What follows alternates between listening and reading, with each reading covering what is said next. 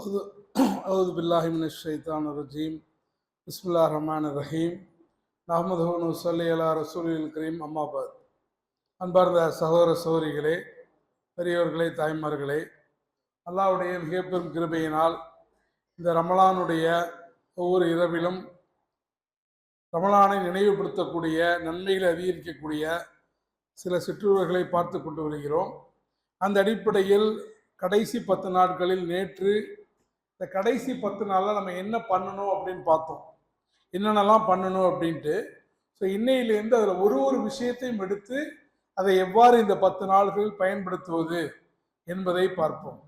அதாவது நம்ம நேற்றே சொன்னோம், ஒரு மனிதன் வாழ்க்கையில் பல இரவுகளை சந்திக்கின்றான். ஒரு இரவு 2 இரவு அல்ல. ஆனால் எல்லா இரவுகளும் ஒரே மாதிரியாக ஒரு மனிதனுக்கு இருக்காது. சில சமயங்களில் ஒரு மனிதனுடைய ஒட்டுமொத்த வாழ்க்கையை மாற்றுவதற்கு ஒரு இரவு போதுமானதாக இருக்கும். அப்படிப்பட்ட இரவுகளில் தான் நாம் இன்றைக்கு அமர்ந்து கொண்டிருக்கிறோம். அப்ப அந்த பாவங்கள் மன்னிக்கப்படக்கூடிய அந்த இரவில் அந்த இரவை தேடுவது நம் மீது கடமையாக இருக்கிறது. அந்த இரவை ஹயாத்தாக்குவது நம் மீது கடமையாக இருக்கிறது. அல்லாஹ் ரப்பல் ஆலமீன் ஒரு மனிதன் வாழ்நாள் முழுக்க, பிறந்ததிலிருந்து இன்று வரைக்கும் வாழ்நாள் முழுக்க அவன் செய்த அத்துணை தவறுகளையும் ஒரே ஒரு வார்த்தையில், ஒரே ஒரு இரவில் அல்ல, ஒரே ஒரு இரவில் ஒரே ஒரு வார்த்தையின் மூலமாக அழித்து விடுவான் என்று சொன்னால் அந்த மன்னிப்பை நிச்சயமாக நாம் கண்டிப்பாக எல்லோரும் கேட்போம்.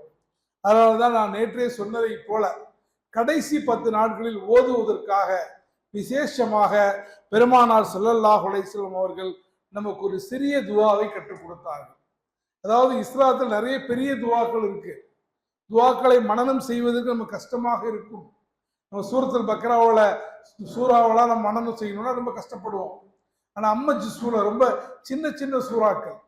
குரான்ல முதல் அந்த வசனங்கள் இறக்கப்பட்ட போது குறைஷிகளுக்கு சிறிய வசனங்களை தான் எல்லாம் இறக்கினான்.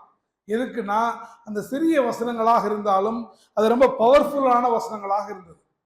அதே போல அல்லாஹ்வுடைய தூதர் நமக்கு கற்றுக் கொடுத்த அந்த துவா, அல்லாஹும்ம இன்னக அஃபுவன் துஹிப்புல் அஃப்வ ஃபஅஃபு அன்னி. அல்லாஹ்வே, நீ மன்னிப்பவன், மன்னிப்பதை விரும்பக்கூடியவன், எனவே என்னை மன்னித்தருள்வாயாக. இந்த துவாவுடைய பேக்ரவுண்ட் என்னன்னு பார்க்கணும். இஸ்லாத்தை பொறுத்த வரைக்கும் ஒரு குர்ஆன் வசனமாக இருக்கட்டும் அல்லது ஹதீதாக இருக்கட்டும், அதனுடைய பொருளை உணர்ந்து கொள்வது மாத்திரம் போதாது. எதற்காக இறக்கப்பட்டது, ஏன் இறக்கப்பட்டது, இது எல்லாருக்குமானதா அல்லது குறிப்பிட்ட மக்களுக்கானதா என்பதை புரிந்து கொள்ள வேண்டும் என்றால் அதனுடைய பேக்ரவுண்ட் நமக்கு தெரியணும். ஒரு நாள் பெருமானார் ஸல்லல்லாஹு அலைஹி வஸல்லம் அவர்களிடத்திலே அன்னை ஆயிஷா ரலியல்லாஹு அன்ஹா அவர்கள் கேட்கிறார்கள். என்ன கேட்கிறாங்க? நான் லைலத்துல் கத்ர் இரவை அடைந்து விட்டால் நான் என்ன துவா செய்யணும் அப்படின்னு கேட்டபோது பெருமானார் ஸல்லல்லாஹு அலைஹி வஸல்லம் சொன்ன பதில் தான் இது. அல்லாஹும்ம இன்னக அஃபுவன் துஹிப்புல் அஃப்வ ஃபஅஃபு அன்னி. அப்போ நம்ம எல்லாருக்கும் தெரியும், லைலத்துல் கத்ர் இரவு என்பது முபாரக்கான இரவு, குர்ஆன் இறக்கப்பட்ட இரவு, 1000 மாதங்களை விட சிறந்த இரவு. அந்த இரவுல பெருமானார் ஸல்லல்லாஹு அலைஹி வஸல்லம் அவர்கள் உங்களுக்கு செல்வம் வேணும்னு கேட்க சொல்லல, அறிவு வேணும்னு கூட கேட்க சொல்லல, கல்வி வேணும்னு கூட கேட்க சொல்லல, ஆயுள் அதிகரிக்கப்பட வேண்டும் என்று கேட்க சொல்லவில்லை, உங்களுடைய அந்தஸ்துகள் உயர்த்தப்பட வேண்டும் என்று கேட்க சொல்லவில்லை. உலகத்துல மனிதனுக்கு ஏராளமான ஆசைகள் இருக்கு. நீங்க பேசவே பேசாத ஒரு மனுஷன் கூட உனக்கு என்னெல்லாம் தேவை இந்த உலகத்துல சொன்னீங்கன்னா 10 நிமிஷத்துக்கு மேல பேசுவான். அவ்வளவு விஷயங்கள் எல்லா மனிதர்களுக்கும் தேவை இருக்கிறது. அந்த எல்லா தேவைகளையும் புறக்கணித்து விட்டு, அந்த எல்லா தேவைகளையும் ஒதுக்கி விட்டு ரசூல் ஸல்லல்லாஹு அலைஹி வஸல்லம் சொன்னது, இவன் ஆரோக்கியத்தை கூட கேட்க சொல்லல, உடல் ஆரோக்கியமாக இருக்கணும், மன்னிப்பை கேட்க சொன்னார்கள். இது எல்லாத்தையும் விட ரொம்ப முக்கியமானது மன்னிப்பு. அப்ப அந்த மன்னிப்பை தான் கேட்க சொன்னார்கள். ஏன்னா ஒரு மனிதனுடைய வாழ்நாளில் அவன் செய்த பாவங்கள் மன்னிக்கப்பட்டால் அதை விட வெற்றி அந்த மனிதனுக்கு நிச்சயமாக இருக்கவே முடியாது.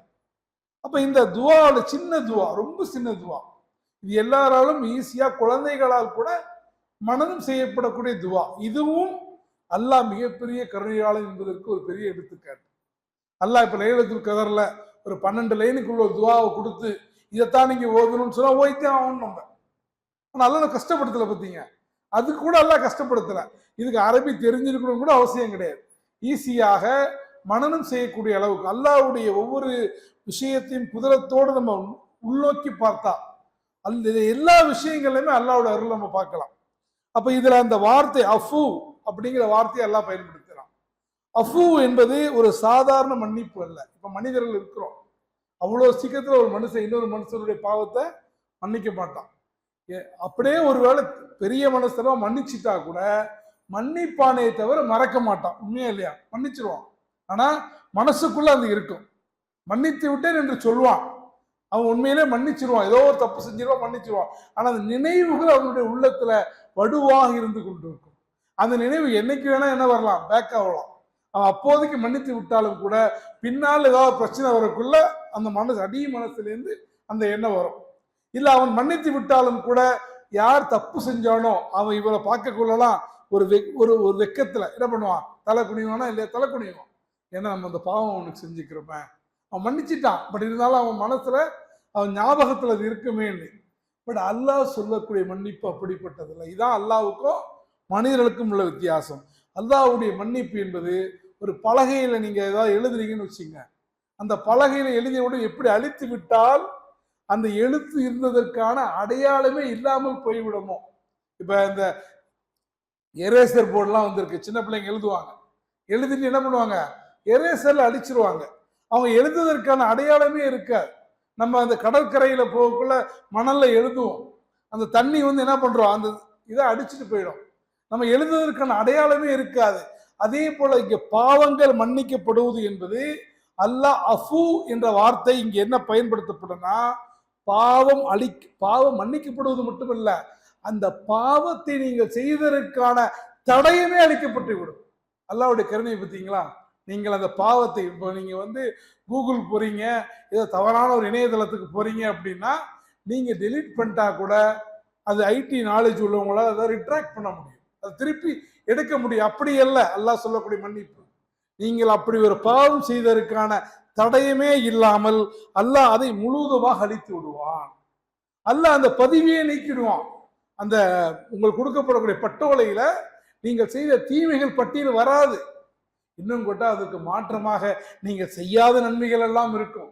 நீங்க சொல்லுவீங்க, நான் இவ்வளவு ஹஜ்ஜெல்லாம் செய்யலையே, நான் இவ்வளவு நோம்பெல்லாம் வைக்கலையே, அல்லாஹ் ரொம்ப ஏதாவது மறந்துட்டானா? மறக்கலாம். அல்லாஹ் நாம சொல்லி செல்வ செஞ்சிருப்பாங்கல்ல, அது நமக்கு தெரியாதுல்ல, அந்தவும் பட்டியலில் வைக்கப்படும். சமீபத்தில் மதுரைக்கு சென்றிருந்த போது ஒரு சகோதரரை பார்த்தேன், காயல் பண்ண சகோதரர். அவர் சொன்னார், தமிழ்நாடு ஃபுல்லாக இது வரைக்கும் ஒரு 500 ப்ரோக்ராம் பெற்றோர்களுக்கு இளைஞர்களுக்கு நான் பண்ணிட்டேன் பாய், பவர் பண்ணால் ரொம்ப நல்ல விஷயம் அப்படின்னு சொல்லி வெளியே வரப்ப எனக்கு ஞாபகம் இல்லையா, நான் இந்த 500 ப்ரோக்ராம் பண்ணுறதுக்கே நீங்கள் நடத்தின உணர்வாக வேண்டியது தான் காரணம்னு பழைய ஹிஸ்ட்ரி நினச்சேன். அப்போ நினச்சிட்டு அல்ஹம்துலில்லாஹ் நம்ம ஒரு விஷயத்தை எங்கேயோ விதைக்கிறோம், அது எங்கெங்கேயோ அறுவடை ஆகுது, அது நமக்கு தெரியாது, இந்த உலகத்துல தெரியாது. மறுமையில் அல்லாஹ் என்ன பண்ணுவான், அந்த எல்லா நன்மைகளையும் நமக்கு கொடுப்பான். முக்கியமா என்னன்னா, நம்ம செய்த பாவத்தை குறித்து அந்த பாவத்தை அல்லாஹ் மன்னிச்சுட்டானா கியாமத்துனால கேள்வி கணக்கு இருக்காது. அதான் முக்கியமான விஷயம். அல்லாஹ் உதாரணத்துக்கு நீங்க தப்பு பண்ணல அப்படி சொல்லிட்டு போசனா கூட நமக்கு ஒரு மாதிரி கூச்சமா இருக்கும், சரி தப்பு பண்ணிட்டேன் அல்லாஹ் கேட்கவே மாட்டான். நீங்க செய்த பாவத்தை குறித்து கேட்கவே மாட்டான் என்பது எவ்வளவு பெரிய நெஹமத்துங்கிறத நம்ம பார்க்கணும். ஏன்னா நம்ம எல்லாமே மனிதர்கள், நம்ம எல்லாரும் பாவம் செய்யக்கூடியவங்க. நமது நாக்கு சில சமயங்களை தவறாக பேசும், நமது கண்கள் தவறாக பார்க்கும், நமது மனம் தவறாக யோசிக்கும். எல்லாத்தையும் ரசூல் ஸல்லல்லாஹு அலைஹி வஸல்லம் சொன்னாங்க, ஆதத்தினுடைய அனைத்து மக்களும் தவறு செய்யக்கூடியவர்கள். அவர்கள் சிறந்தவர் யார் தெரியுமா? யார் தௌபா செய்து கொள்கிறாரோ அவர்தான் சிறந்தவர் என்பதாக பெருமானார் ஸல்லல்லாஹு அலைஹி வஸல்லம் சொன்னாங்க. இந்த உலகத்துல யாருமே நான் பாவமே செய்யல அப்படின்னு யாருமே டிக்ளேர் பண்ண முடியாது. அப்ப அதனால தான் அல்லாஹ் இதுல இன்னொரு முக்கியமான விஷயம், அல்லாஹ் இன்னக்கு அஃபுவன் துஹிப்புல் அஃபுவ ஃபஅஃபு அன்னி, அஃபுவ ஃபஅஃபு, நீ மன்னிப்பதை விரும்பக்கூடியவன்.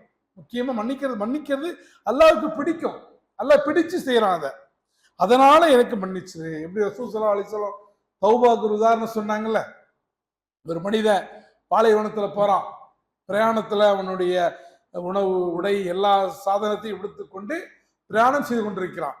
பிரயாணம் செய்து கொண்டிருக்கும் போது திடீரென்று தூங்கி விடுகிறான். தூங்கி எழுந்து பார்க்கும்போது ஒட்டகத்தை காணோம். இப்போ எப்படி போறதுன்னு தெரியல. சாப்பாடு இல்லாம உணவு இல்லாம இல்லை நம்ம வந்து இங்கேயே இருந்து அழிஞ்சு போயிடுவோம் அப்படின்னு அவன் பயந்து கொண்டிருக்கும் போது திடீரென்று திரும்ப கண் மூடி திறக்கும் போது ஒட்டகம் அவன் முன்னால் நிற்கிறது, அவனுடைய உணவு சாதனங்கள் எல்லாம் இருக்கிறது. அப்ப எந்த அளவுக்கு சந்தோஷப்படுவான் தெரியுமா? அவன் எந்த அளவுக்கு சந்தோஷப்படுவானா, நீ அடிமை நான் ரப்புன்னு வேணாம் அல்லாஹ் பத்தி, நீ என் அடிமை நான் உன் ரப்பு.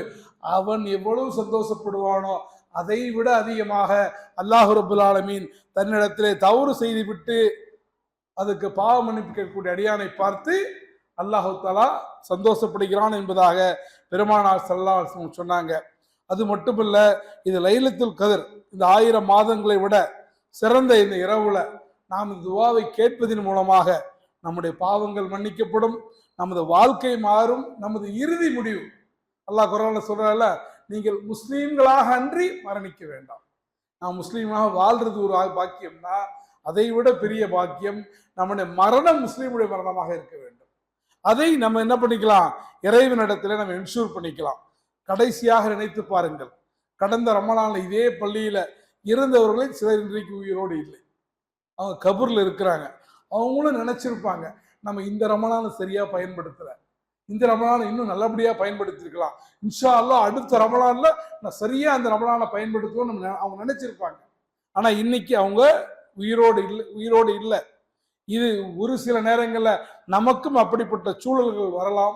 எனவே இந்த இரவுகளை வீணாக்காமல், இந்த இரவு வெறும் கேளிக்கைகளில், வெறும் பேச்சுக்களில், வெறும் மீன் பேச்சுக்களில், வெறும் அரட்டைகளில், வெறும் சமையல்களில் மட்டும் கழிக்க வேண்டிய ஒரு சாதாரண இரவு அல்ல, மாறாக ஒரு மனிதனுடைய பாவங்களை அழிக்கக்கூடிய இரவு. இன்னைக்கு நம்ம பார்க்கிறோம், பொதுவா நம்ம என்ன சொல்லுவோம், வளைகுடால வாழ்றவங்களை பார்த்து பொறாமப்படுவோம். அவனுக்கு என்னப்பா நல்லா இருக்கிறான், இன்னைக்கு நிலைமை எப்படி இருக்கு, அங்கு இருப்பவர்கள் எந்த நேரத்துல குண்டு வரும்னு தெரியாது, எந்த நேரத்துல பக்கத்துல பாம்பு அடிக்கும்னு தெரியாது.